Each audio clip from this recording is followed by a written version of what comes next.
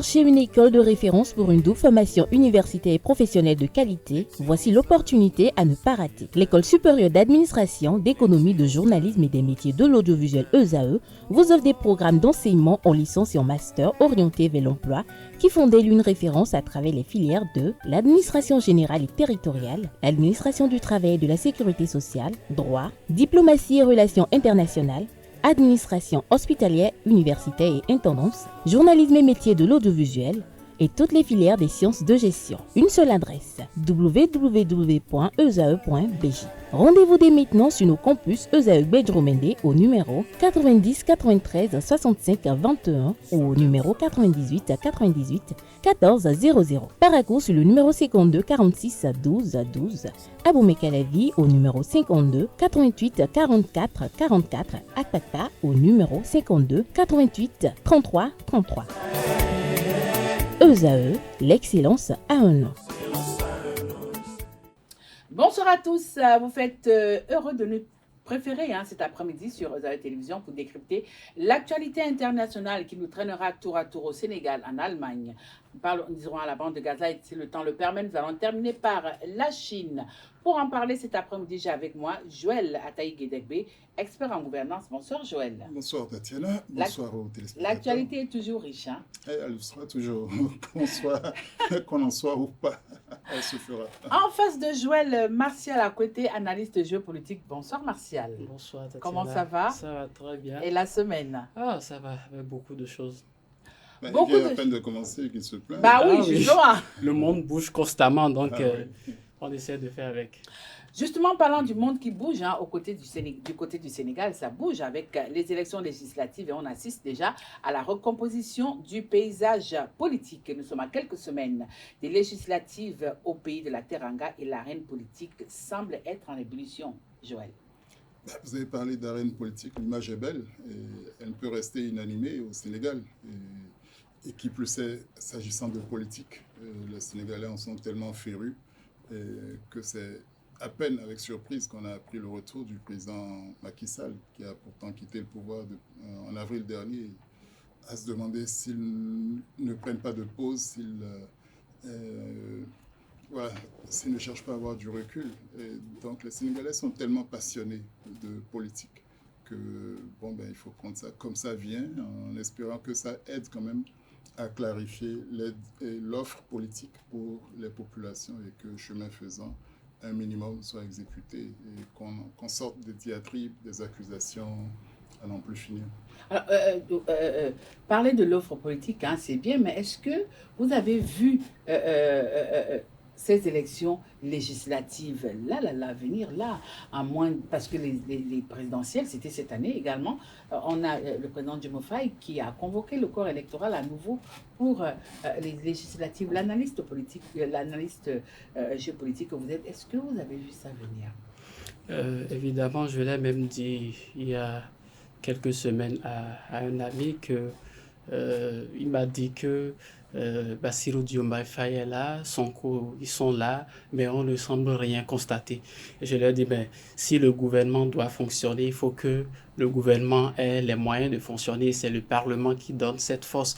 Et étant donné qu'ils ont été une minorité au sein du Parlement, si le gouvernement doit pouvoir mettre en place des actions concrètes et épouser, avoir l'avis du Parlement, il devient nécessaire quand même de remodeler ce Parlement.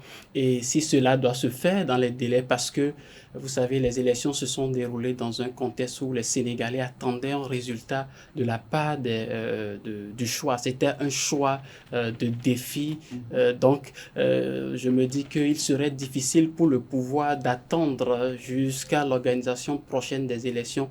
Et ce qui était fort probable, c'est que on dissout le Parlement et que les élections soient relancées pour permettre au parti, au PASTEF de pouvoir avoir les députés nécessaires à l'Assemblée afin de faire passer les différents projets de loi. Maintenant, la question est de savoir si la manière dont le paysage politique est en train de se configurer, est-ce que le PASTEF aura la capacité de pouvoir trouver le nombre de sièges favorables à celui-ci pour opérer effectivement les réformes envisagées, la ligne politique adoptée par le couple du Bassirou Diomaye Faye et Sonko. Alors, il parle d'animation, il parle de recomposition. Justement, en parlant de cette recomposition, on a vu qu'à l'occasion de ces élections, l'opposition a décidé de nous offrir 2 coalitions. Oui, c'est toujours la loi du genre. Hein. On s'unit, l'ennemi de mon ennemi est mon ami. Bon, donc, il n'y a pas grand-chose qu'ils partagent en dehors de la détestation de l'autre, de celui qui est au pouvoir, bien de celui qu'il faut abattre. Et on voit bien la menace du PASTEF, enfin le rouleau compresseur du PASTEF arriver. Est-ce que le PASTEF a déjà véritablement un rouleau compresseur? Bon, en tout cas, ils ont l'exécutif. Le judiciaire est quasiment dans le prolongement de ce pouvoir. En tout cas, la menace est là des poursuites, puisqu'il y a eu des dénonciations d'actes assez répréhensibles. Donc, s'ils passaient à l'action, ce ne serait pas très beau. On connaît la capacité de nuisance de la justice pour le monde politique. Donc, avant qu'on ne sévisse, avant que le politique n'instrumentalise éventuellement la justice dans ce sens-là, bon, il faut résister et reprendre les armes politiquement. C'était une majorité qui était là favorable à Macky Sall et qui a éclaté en partie. Mais évidemment, le PASTEF a besoin d'avoir les mains un peu plus libres. Le système sénégalais le permet, sauf que contrairement à la France, par exemple, dont on connaît mieux le modèle, la dissolution n'a pas pu suivre immédiatement l'arrivée à la tête de l'exécutif de Diomaye Faye et de Sonko. Il n'empêche, ils ont calculé, attendu le délai. Il y a d'ailleurs eu une polémique sur le délai, voire la légalité de la dissolution, mais elle a fini par avoir lieu. Et donc le pari est de réussir ce tour de force, d'avoir les moyens de discipliner, de tenir les autres un peu en respect. Oui, mais c'est la survie aussi de certains. Est-ce que pour l'opposition, l'idéal n'était pas d'aller avec une seule coalition? 2 coalitions, quoi qu'on dise, quand même, ça va émietter les voix. Qu'est-ce qui les unit? C'est ça le compte.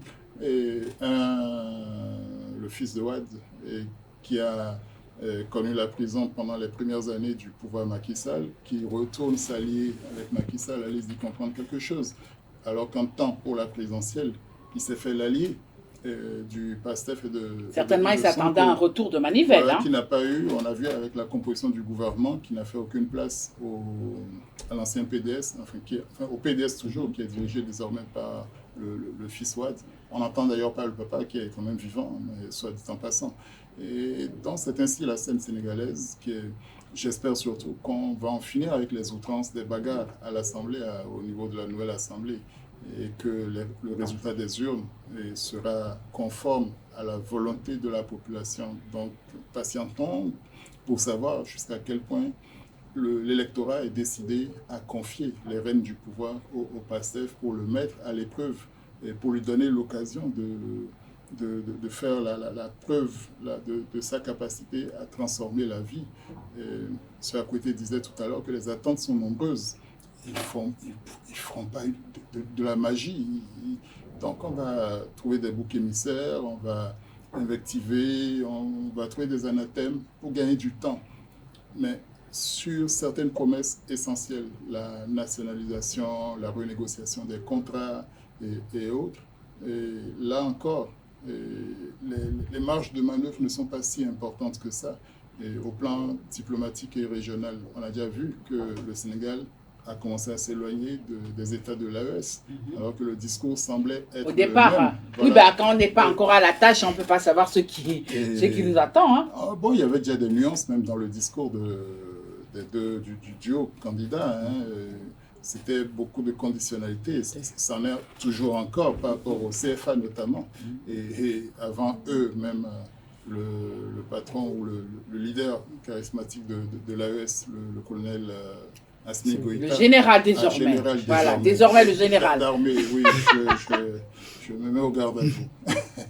Et donc lui et les siens et sont absolument prudents sur la question du CFA. Ils savent d'où ils viennent en tant qu'État, en tant que pays qui a déjà vécu la rupture avec le CFA. Donc, il est légitime que le Sénégal également prenne ses précautions, me semble-t-il, malgré tout ce dont on l'accuse, malgré tout ce que les panafricanistes de tout poil ou d'une certaine obédience ont tendance à véhiculer. Alors pour ces élections, Martial, on a vu que le ministère de l'Intérieur a quand même accepté 41 listes et on constate également qu'il y a plusieurs anciens caciques au niveau de ces listes.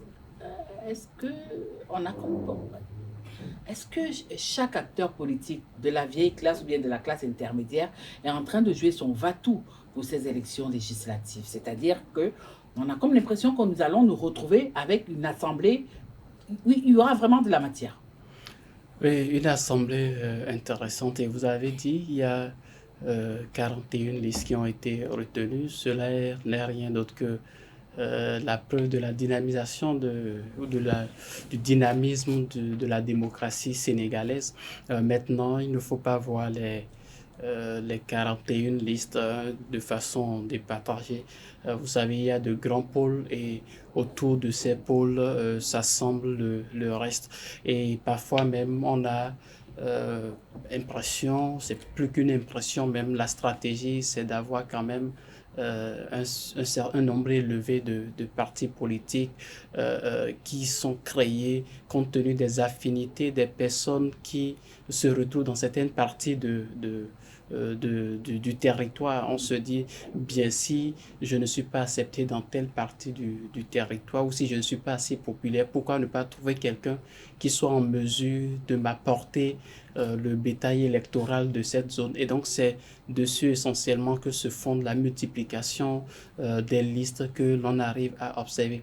Et donc, ce que moi, je m'en vais dire, c'est que il ne serait pas, je ne dirais pas que toutes ces listes jouent leur va-tout et que l'on observerait un parlement fragmenté. Bien au contraire même, je dirais que ces différents groupes vont s'assembler dans de plus grands ensembles pour un parlement beaucoup moins fragmenté, ce qui évidemment serait l'occasion pour le duo présidentiel de pouvoir mettre en réalité les actions entreprises par ceux-ci. Et donc dans cette dynamique, nous avons vu le PASTEF qui va seul. Nous avons les partis d'opposition. Je crois qu'il y a encore de nouvelles listes qui se sont créées, de coalitions. Et tout ça, l'objectif, c'est de pouvoir mettre le bâton dans le roue du duo présidentiel. Mais ce sur quoi ce duo peut compter, je pense que c'est la détermination de la population sénégalaise, la volonté de changement de la population sénégalaise qui s'est manifestée à travers le pouvoir qui a été confié. On parle de cette même population qui, une fois que vous êtes aux affaires, décide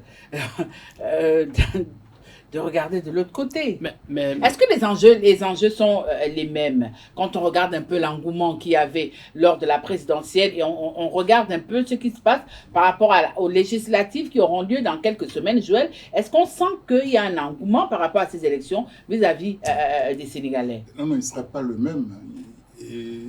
Mais pourtant, c'est un enjeu important. Il est important pour les acteurs de premier plan, c'est-à-dire par rapport à leur survie.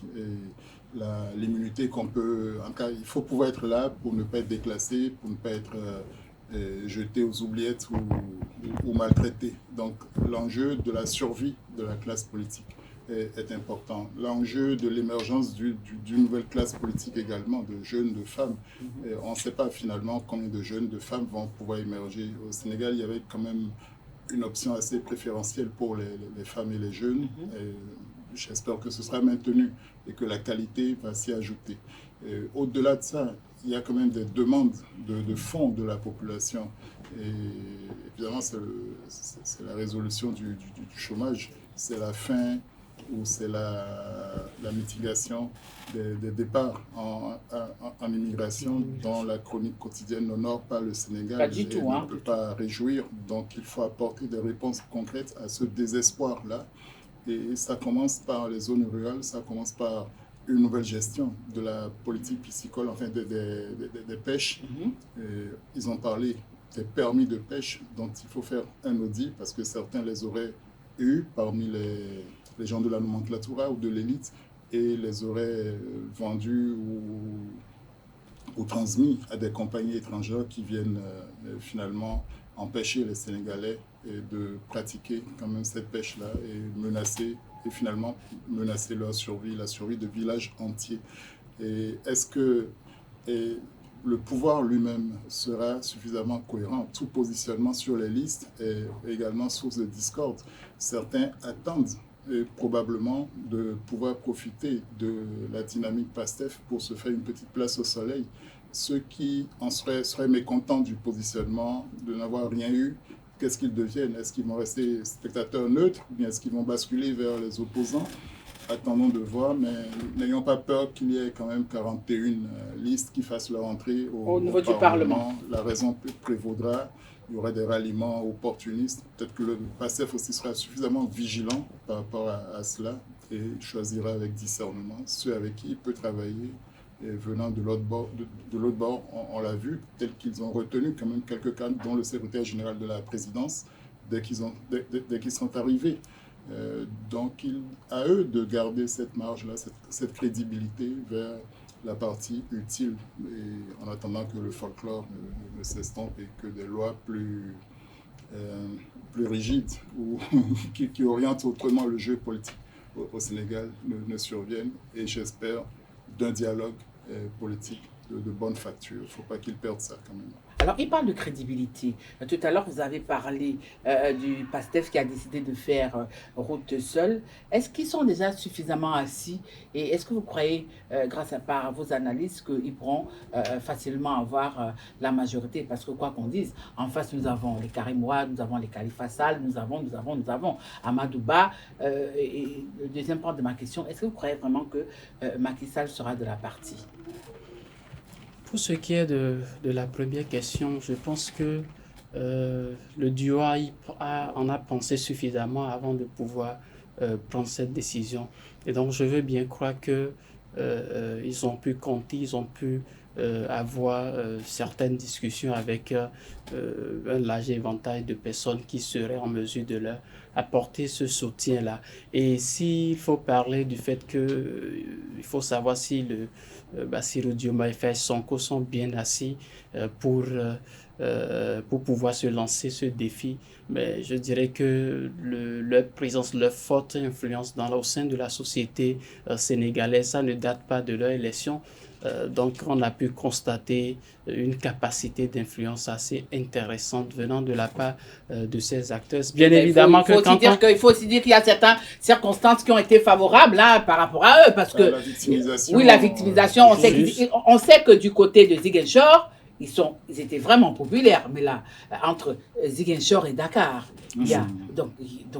Et désormais, même à Dakar, où il n'est plus question de ça. Justement, là même. Et puis, il y a cette différence entre le fait que vous ayez la réalité du pouvoir là maintenant, donc vous ne pouvez pas vous permettre tout. Et donc, il faudra reconquérir le cœur de ces milliers de Sénégalais. Et je pense sincèrement que les deux ne vont pas prendre pour acquis ce mandat que leur a confié les Sénégalais. Ils vont travailler davantage à pouvoir obtenir cette majorité au Parlement. Je ne dis pas que ce serait facile, mais je pense qu'en politique, surtout dans la politique sénégalaise, il y a toujours le moment quand même de faire ces compromis-là. Quand on n'arrive pas à les observer, nous voyons ce que ça peut donner au moment des élections. On estime que ces élections seraient beaucoup plus paisibles et calmes. Pour ce qui est du retour de Macky Sall, vous savez, son départ était un départ assez humiliant, si je dois le dire, entre griffes. Donc, on peut comprendre venant de sa part sa volonté de prendre sa revanche. Et donc, dans cette... Vous le voyez revenir en héros? Mais dit que revenir en héros, je ne sais pas si ce sera de si tôt quand même. Mais je pense qu'il ne va pas baisser les bras, il ne va pas croiser les bras, il va davantage intervenir. Et je pense que c'est quelque chose de bien pour la politique sénégalaise que ces acteurs-là se retrouvent toujours dans l'arène politique à pouvoir s'affronter. Ça permet à la population d'apprécier davantage ce que chacun de soit en mesure de faire quand ceux-ci ont le pouvoir ou quand ceux-ci sont en dehors du pouvoir. Et donc, ça rentre toujours dans la logique de cette... Même s'il est élu député, il aura toujours un petit pouvoir. Hein, donc, il ne se va pas se retrouver à néant, hein, comme vous et moi, par exemple. Ça, c'est sûr. Alors, dernière question pour sortir de ce sujet sénégalais. À l'issue de ce scrutin, bien évidemment, si Ousmane Sonko sortait de cette législative, vous le voyez plutôt prendre la tête du Parlement ou alors rester Premier ministre? Je crois qu'il va continuer d'être Premier ministre si le lien et le tandem est fort. Et s'il n'était pas assez fort, on aurait les signes d'une fragilisation de ce lien-là avec son passage à la tête du Parlement pour qu'il soit caïman dans ce marigot-là. Parce qu'on sent un Diomaye Faye de moins en moins timide, malgré tout, malgré l'apparence qu'il donnait, on le sent de plus en plus dans la fonction. Est-ce que c'est Sonko qui a intégré et la nécessité de ce partage des rôles et de cette apparence à donner? Il est un peu trop tôt pour le dire. Il y a eu des spéculations, même sur des bagarres qu'il y aurait eu à la présidence et autres. Je crois que ça participe de l'intox, mais que le PASTEF a quand même une base programmatique et de militantisme assez forte pour que des rivalités personnelles ne prennent de sitôt le dessus. Nous allons du côté du vieux continent, nous arrêtons en Allemagne où nous avons eu droit à une visite d'adieu de Joe Biden du côté de Berlin. Reporté à cause de la tempête qui a frappé la Floride, Joe Biden a effectué une visite à Berlin. Martial. Je pense que c'est l'occasion pour lui, comme vous l'avez dit, de faire ses adieux à ses plus proches alliés. Vous savez, il n'était pas seul là-bas, la France aussi était présente, le Royaume-Uni aussi également. Donc je pense que c'est une grande messe pour non seulement pouvoir se dire les adieux et se féliciter de la qualité de la coopération entre les deux, mais également d'aborder les questions géopolitiques en instance et un troisième élément aussi important qui serait Kamala Harris. Donc, je me dis, évidemment, Kamala. Justement, donc, je pense que cette visite de Joe Biden va permettre quand même de convaincre ces différents alliés qui ne sont plus vraiment à convaincre, mais de les amener à apporter leur soutien à Kamala Harris dans la politique menée par les démocrates, si éventuellement celle-ci arrivait à être élue présidente, ce qui reste à voir. Maintenant, pour ce qui est des questions géopolitiques sur la scène internationale, vous savez, Joe Biden est en train de se retirer et l'arrivée de Donald Trump, une probable arrivée de Donald Trump est quelque chose qui changerait fort certainement les relations avec les alliés. Je dirais même que l'Allemagne craint déjà d'avoir un Donald Trump à nouveau. Avant de parler des relations, si vous le permettez, je vais me retourner vers Joël. Nous avons constaté qu'au cours des échanges quand même avec les autorités européennes, plusieurs sujets d'actualité ont été abordés. Alors s'il fallait décrire, selon vous, ces relations que Joe Biden a eues avec ses collègues européens durant son mandat? Disons que c'est des relations d'une certaine densité. Et je crois que quelqu'un a sorti la boutade selon laquelle les États-Unis restent le partenaire le plus important de l'Allemagne. Même si la France est le partenaire le plus proche, l'image est suffisamment illustrative. Voilà. Et donc, il y a une appréhension de son départ. Joe Biden avait quand même cette qualité de comprendre assez bien les relations internationales. Depuis qu'il était sénateur, c'était quand même son point fort, même aux côtés du président Obama.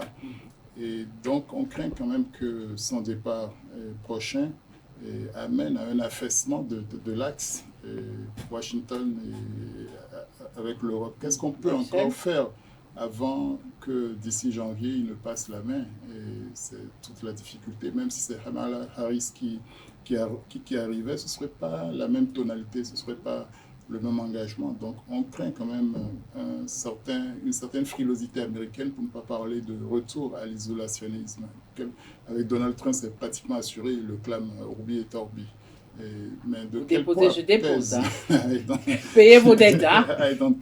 Et de quel poids pèse encore Joe Biden pour que quelque chose demeure au niveau de la politique américaine, comme héritage pour les Européens qui se sentent de plus en plus menacés avec le soutien en munitions, voire en hommes, que la Corée du Nord est en train d'apporter actuellement à la Russie. Très bruyamment. Bon, donc, où est-ce qu'on va et qui pourra suffisamment influencer éventuellement le Nord coréen? Peut-être que paradoxalement, c'est Donald Trump qui est le mieux placé et qui est en partie un allié de ce cher Kim Jong, et avec lequel ils ont des similitudes, ils arrivent à se comprendre, qu'il ne faut pas aller trop loin. Et qui sait. Alors justement, vous avez parlé de la crainte de l'Allemagne. Pourquoi est-ce que l'Allemagne devrait avoir cette crainte-là par rapport à l'avenir des relations qu'elle a avec les États-Unis si jamais Donald Trump venait au pouvoir? Est-ce à dire que les pays européens sont de mauvais débiteurs, ils ne payent pas à la cagnotte? Mais est-ce qu'ils empruntent même? Ils espèrent avoir tout gratuitement. Donc, on veut comprendre.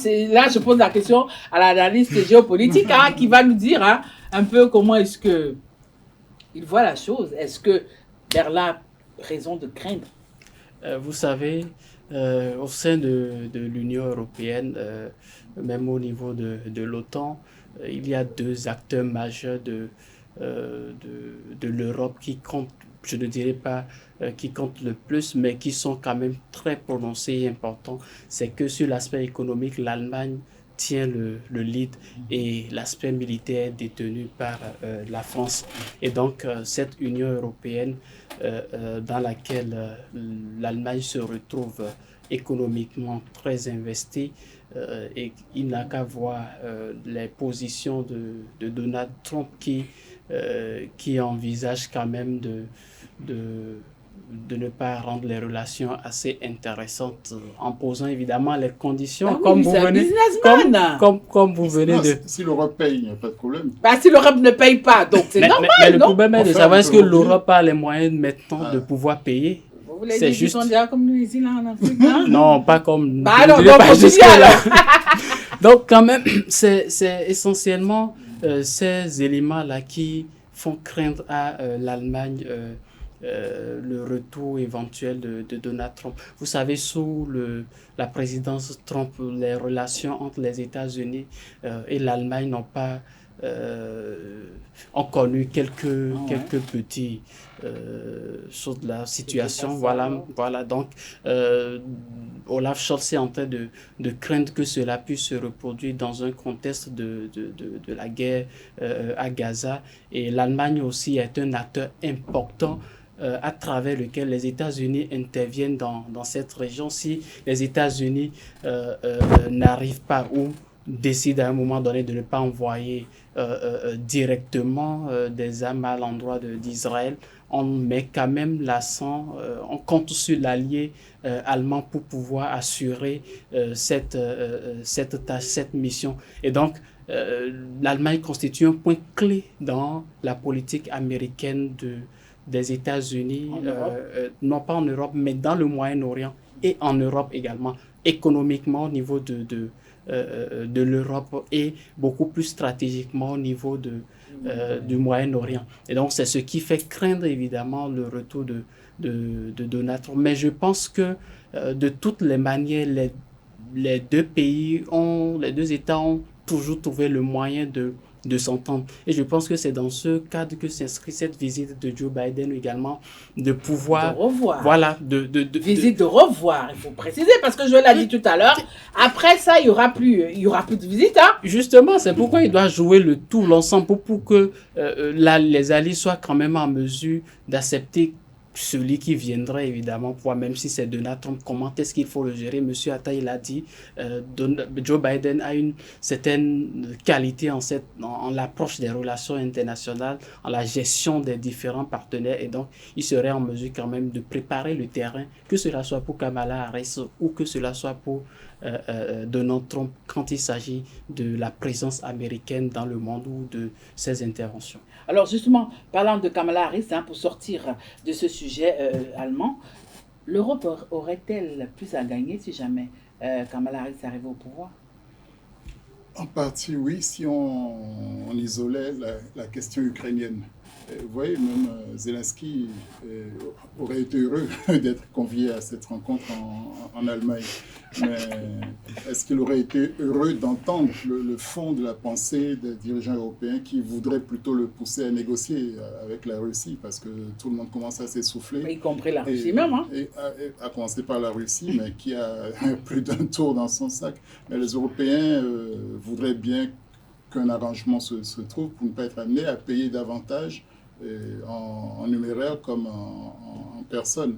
Et pour l'instant, on évite d'avoir des confrontations avec des soldats des autres pays européens. Mais qu'est-ce que ça serait s'il fallait vraiment passer à l'acte?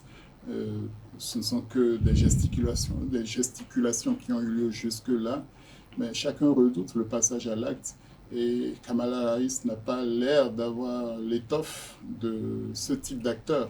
Et paradoxalement, Donald Trump, malgré son bagou, est plus isolationniste que jamais. C'est America First. Et donc, s'il fait ses calculs et que ce n'était pas rentable, aucun soldat américain, peut-être même aucun canon américain ne traverserait l'Atlantique pour aller plus loin.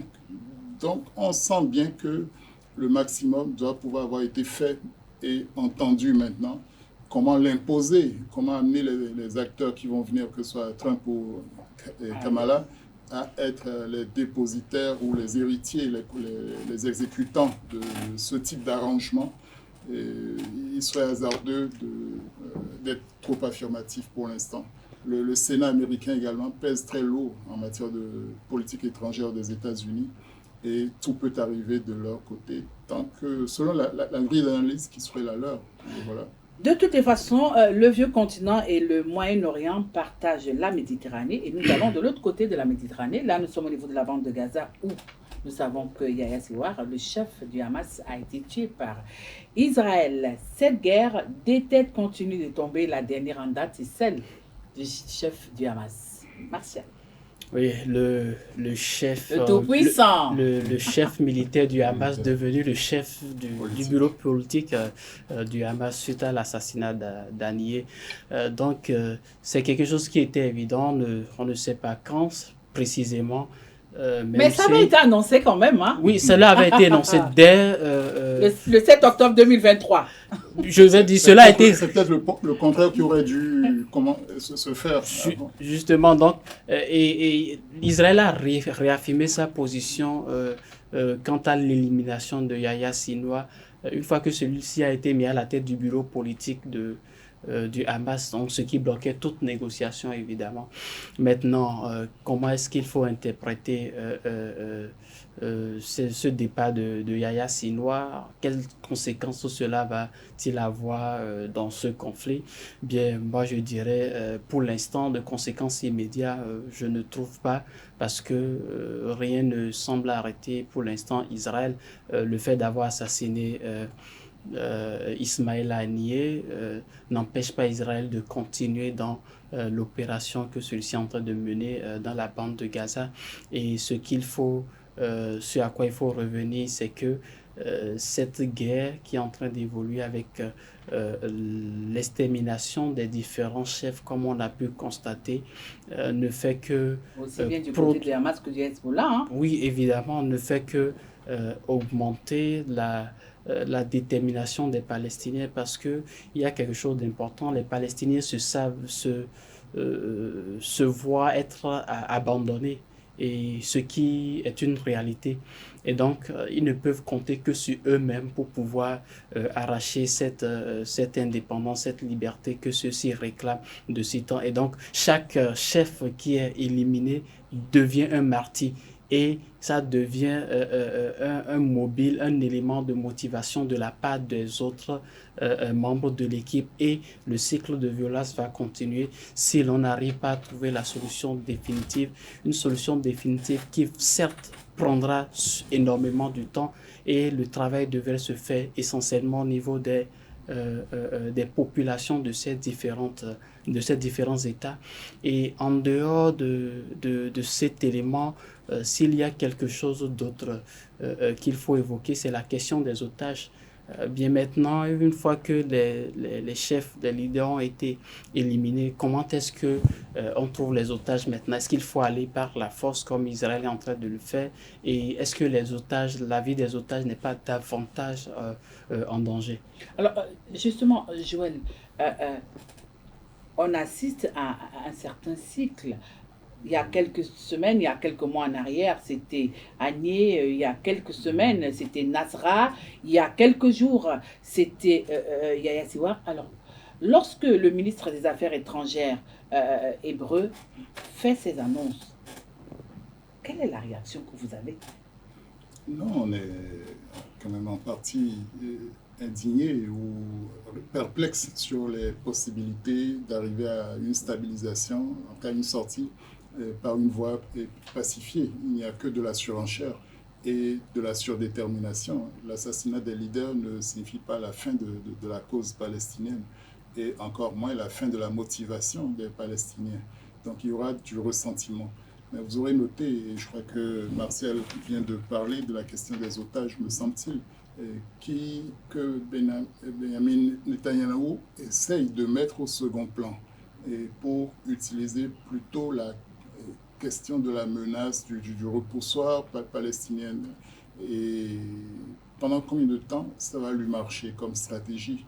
Il a déjà perdu le soutien du leader de l'opposition qui était dans le cabinet de guerre avec lui, et qui apportait sa caution à la réponse militaire. Oui, mais ça n'empêche quand même que d'une façon ou d'une autre, depuis l'assassinat de Nasra, on a vu les Israéliens reporter à nouveau Benjamin Netanyahou en sympathie. Donc peut-être que le décès de l'actuel chef politique du Hamas viendra changer la donne, mais pour le moment...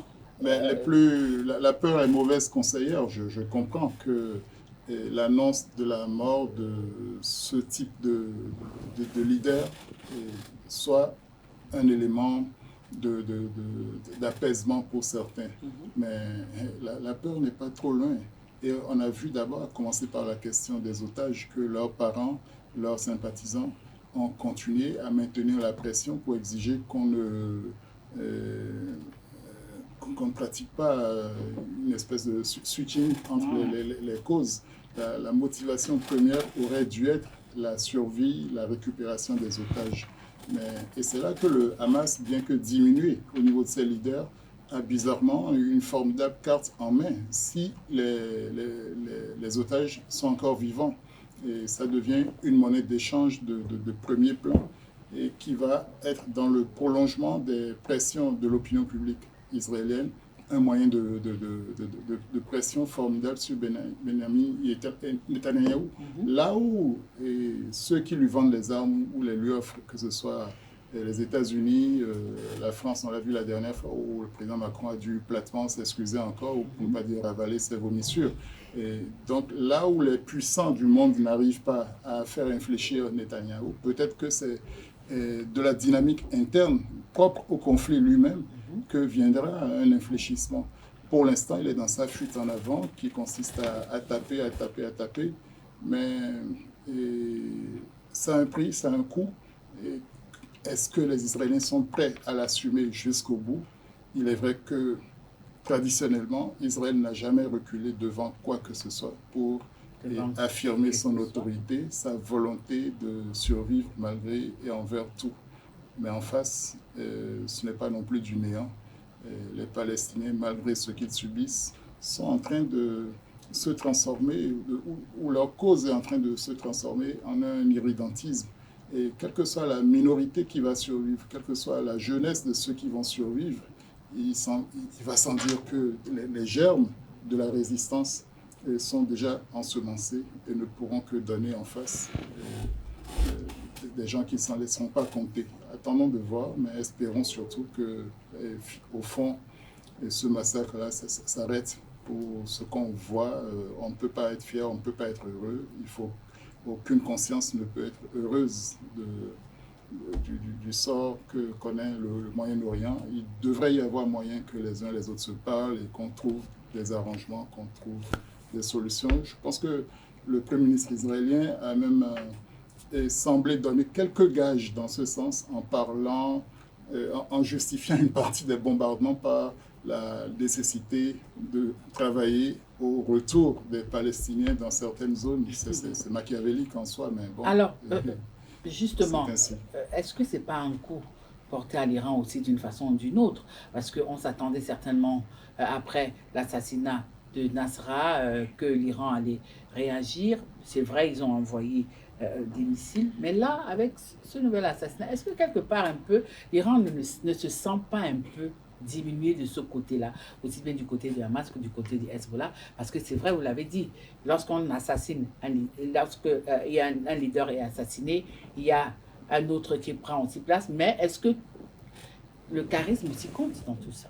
Oui, le charisme compte. C'est pourquoi la perte de Hassan Nasrallah est quelque chose est un coup dur porté à l'Iran, parce que Hassan Nasrallah, il faut le dire, il n'était pas seulement le chef du Hezbollah en tant que chef de guerre, mais c'est également un idéologue, quelqu'un qui a épousé l'idée de la révolution iranienne et qui... L'autre n'était pas un idéologue, il était artificiel. Quelqu'un qui a épousé l'idée et qui, d'une certaine manière, a réussi à imposer son charisme à travers la défense de cette idéologie. Maintenant, dire qu'un coup dur est porté à l'Iran, c'est effectif, c'est tout à fait compréhensible. C'est ce qui justifie même l'intervention directe à l'endroit d'Israël, parce que l'objectif, comme je le disais il y a une semaine ou 2 semaines, c'est que quand vous avez mis des barrières, des mesures. Oui, mais ce que je veux savoir, c'est que est-ce que la perte du leader politique actuel du Hamas est aussi une perte pour l'Iran? Parce qu'on a vu, quand c'était chez Nasrallah, l'Iran a réagi aussitôt. Mais là, on attend toujours, on regarde du côté de Téhéran, ça ne bouge pas, les lignes ne semblent pas bouger. Mais le Hamas et le Hezbollah, c'est 2 choses différentes. Et c'est pourquoi j'insistais sur la relation particulière qu'entretenait Hassan Nasrallah avec l'Iran. Et il faut dire que même dans la planification... Alors ceux-ci sont plus avec le Qatar. Si vous permettez, le Hezbollah a un prolongement ou une connexion religieuse ou de foi plus avérée avec l'Iran que le Hamas. Que le Hamas, justement. Le Hezbollah est chiite comme l'Iran, alors que le Hamas est plutôt sunnite, même si dans l'action... Oui, je suis d'accord. Je suis d'accord. On a vu, lorsque Haniyeh est décédé, comment est-ce que Téhéran a réagi. Oui, même si ça s'est passé... C'était sur son territoire. Oui, je suis d'accord, je suis d'accord. Même si, oui, nous savons tous que c'était sur le territoire iranien, mais on a vu comment Téhéran réagit. On sait aussi, quelque part, que Téhéran, d'une façon ou d'une autre, compose également avec le Hamas. D'où ma question de savoir, est-ce que Téhéran est aussi touché par cette perte? Mais évidemment, parce que le Téhéran soutient effectivement le Hamas. Tous ceux qui détestent Israël. Voilà, donc il y a cet élément-là. Il y a le fait que Téhéran même, le régime est tellement bouleversé. Donc, avec les assassinats qui ont lieu, la vie du guide suprême est en danger. Et Israël, Il a tout dit. l'Iran a déjà réagi une fois et Israël n'a pas encore répondu. Donc, on attend la réponse d'Israël. Donc, c'est un ensemble d'éléments qui doit mener quand même la République islamique d'Iran à savoir désormais comment mener la communication ou comment réagir quand des intérêts qui sont en jeu ne sont pas des intérêts aussi élevés comme on peut le constater. Et l'intérêt fondamental de l'Iran dans cette affaire, c'est son armement nucléaire. Et je crois qu'il y a un arrangement tacite avec les États-Unis et Israël pour qu'on n'y touche pas tant que l'Iran ne va pas plus loin. Et c'est là que votre espoir risque d'être déçu. Je n'ai aucun espoir. Moi, je pose juste mes questions. Non, je ne voudrais pas accuser d'être un pouce au crime, mais bon, on aurait pu attendre une réaction mécanique et, pour ne pas dire automatique, de l'Iran, surtout par rapport à un allié aussi proche que le Hezbollah. Mais le jeu n'en vaut pas la chandelle par rapport non seulement à la survie des dirigeants iraniens et à la préservation du trésor, pour ne pas dire de l'arsenal nucléaire de l'Iran qui se constitue, qui se consolide de haute lutte et qui pourrait devenir incontournable et irréversible d'ici quelques mois. Donc il faut savoir maîtriser ses nerfs dans cette situation. Je crois que c'est à ça que jouent les dirigeants iraniens. Parlant justement de maîtriser ses nerfs, hein, on a constaté qu'il y a des roquettes qui sont parties du côté de la bande de Gaza pour la résidence de Benjamin Netanyahou. Moi, ma question, c'est de savoir, est-ce que la peur est en train de changer de camp là? Parce qu'il y a encore quelques semaines, c'était impensable. Mais là, on chemine déjà vers quelque chose de pensable. La parole est là qui la prend. Il y a un an, il était impensable que les gens du Hamas puissent balancer autant de roquettes sur Jérusalem et autres. Hein. Et tout comme il était impensable que Haniyeh ou certains tapis dans leurs repères aient pu être débusqués ou atteints simplement.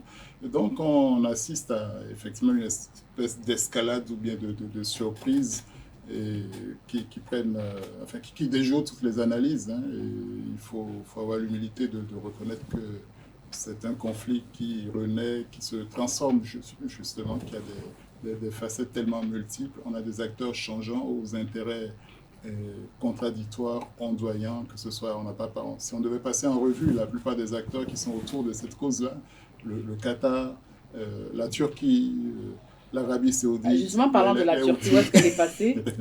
Notre cher Taïb, je laisse Marcel prendre le relais.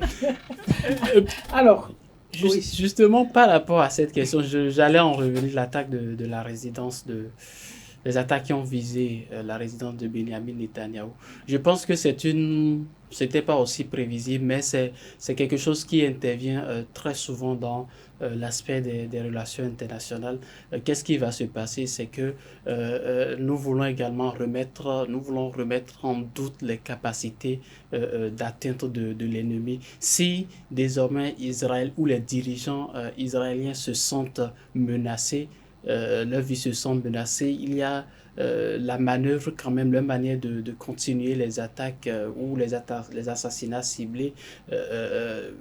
Pour ce qui est du cas d'Israël, je ne sens pas que cela va vraiment changer. De toute façon, Benjamin Netanyahou a tout de suite accusé l'Iran d'avoir tenté de l'assassiner.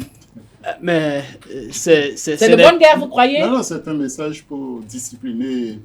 C'est pour dire que calmez vos chiens et voilà. Sinon, donc je suis capable encore. Justement. Alors, du côté de Gaza, certains Gazaouis pleuraient le chef du Hamas comme étant un héros, un leader. Il est mort en martyr. D'autres, par contre, ont vu à cet assassinat un espoir, Joël. Bon, espoir, il dépendra d'Israël. Espoir de paix, hein? Oui, de choisir qui vont être ses interlocuteurs. Au début, il était même question de réhabiliter l'autorité palestinienne pour faire pendant au Hamas. On avait laissé le Hamas monter. Et on s'est dit qu'il fallait casser le Hamas pour trouver une plateforme de négociation et des acteurs plus disponibles. Est-ce que les assassinats dont on vient de parler participent de cette stratégie? Donc, dans ce cas, ça voudrait dire que Joe Biden et les États-Unis sont partie prenante de cette stratégie-là. Parce que le pari, c'était de trouver des acteurs qui acceptent d'aller à la table de négociation pour un compromis aussi bref et bancal soit-il. Peut-être que c'est vers ça, peut-être que c'est à ça qu'on travaille et que chacun est dans une division des tâches, hein, où il y a le bon, la brute, le méchant. Bon, et même Nasrallah, dont le nom signifie les raisins, est plutôt dans une autre...